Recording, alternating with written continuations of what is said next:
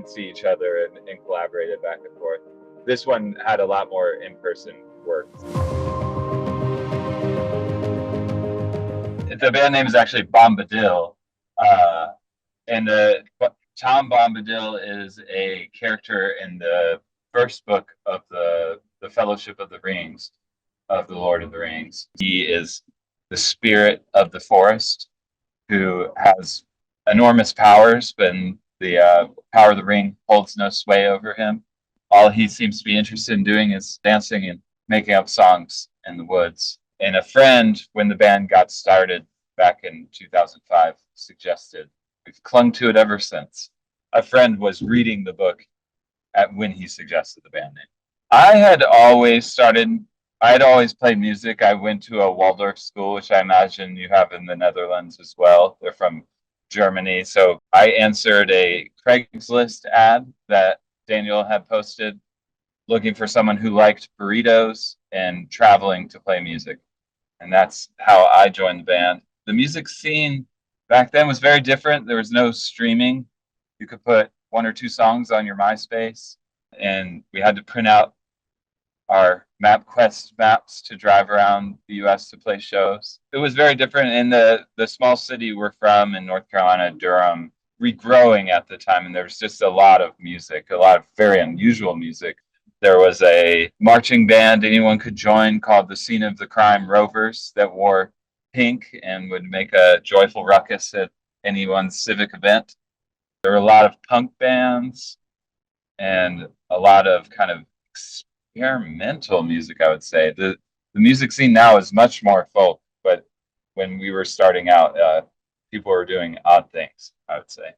For the last 2 years, Daniel and I, who have been the long-running members of the band, have been collaborating with Madison Rivas, who is a dancer and choreographer. We put together a live show that incorporates more movement into what we're doing, and Madison choreographed dances that she does as well as play the bass and sing. So we developed that live show and wanted to make a record from the that collaboration. So the way we did it this time was Madison wrote a short story, and I took that short story and wrote lyrics, which then I passed to Daniel, who turned the lyrics into songs. And then we kind of collaborated from there on the final arrangements and performances. It was really nice. The album is based on a story, so the songs are thematically related. The story is about a group of friends who discover the moon has fallen to Earth and try to get the moon back to her home in the sky, and have to go through trial and tribulations of moving the moon around on Earth. Yeah, it was a very successful project from our standpoint. We really enjoyed the writing and recording. The concept, we had never made an album of our collection of songs from one single story. We had just tried writing several songs where we started with the lyrics and then made the music second. Normally they kind of come together at the same time. So those were things we were liking to explore.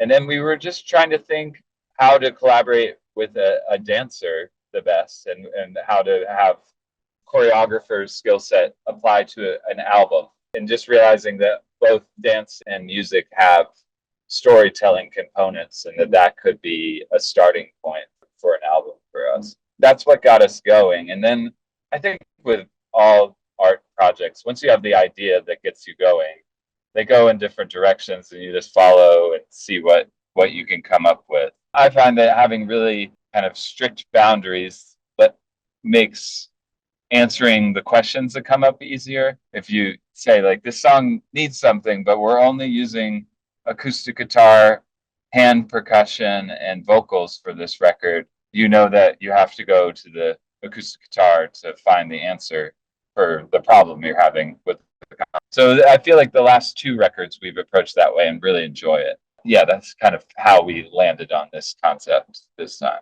I have a recording studio in North Carolina, and Daniel came to North Carolina to record the record, which we recorded to our tape machine this time, which we don't always do, but we really enjoy the process of what we do. My tape machine only has 8 tracks, so you have to do a lot of things together. It's coming out now because we'd actually booked a tour to come to Germany and Austria, and we were encouraged to have a new release for the tour. We're working with a deadline. We made an album over COVID that we put out 2 years ago. So that was our true COVID record, like where we like really couldn't see each other and collaborated back and forth. This one had a lot more in-person work.